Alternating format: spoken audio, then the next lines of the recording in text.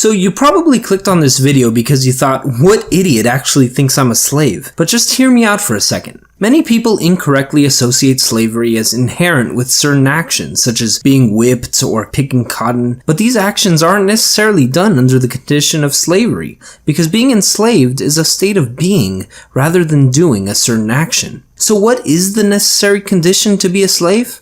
It's ownership. People are able to own themselves, which means they can also own their labor and the fruits thereof. When I use the term ownership, I'm referring to the ability to withhold access from another person. So the necessary condition of slavery would be the ability to restrict access to another's right of self-ownership in terms of their body, labor, or fruits thereof. Now, we can easily apply this definition to actual examples. So if John holds the authority to restrict Jane's access to her own body, and thus decides to open that access to other men for sexual gratification, Jane would be considered a sex slave, even if she was able to keep any compensation for her services. Similarly, John could instead restrict access to any or all of Jane's compensation for services, but allow her control of what she wants to do to receive that compensation, and it would still be considered slavery, because Jane would still not have the ability to own what she makes. Now, as you can tell, we're close to the conclusion, and many might want to continue to distance their state of being from being called slavery, but that's largely because of the typical image that is conjured up when slavery is on the mind. Usually that image is of a person in bondage that must toil via manual labor all day, but if the definition of slavery I gave is valid,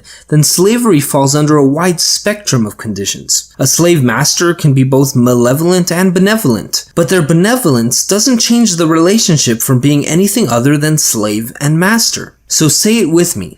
Say those 4 words you don't want to say. I am a slave. Of course, if you live in a Western democracy, you're a slave with quite benevolent masters. You might not care that your money is taken from you and divvied up into interests like corporate bailouts which promotes bad business, or wars abroad that fuel tribalism, or a debt that your great-grandchildren won't pay off. But just imagine for a moment what it would be like to be free. You would be able to work in the capacity you wish and keep the compensation you earn, and no majority could vote away your right to self-ownership and effectively make you a slave to a geographic collective. Then you could spend your money on the interests that you find valuable. So by now, you're in one of 3 minds. You might still deny your status as a slave, and if so, I expect a counter-argument to me in the comments about how my definition or its application are invalid. Or you'll have to prove to me that the state does not hold the authority over your body, labor, or the fruits thereof. Or the second option, you might realize you are a slave, but not care because your masters have been kind to you. To that, I'd ask why any consequential utilitarian virtue should be the standard in determining the acceptability of slavery. And if you recognize the truth and want to have complete self-ownership,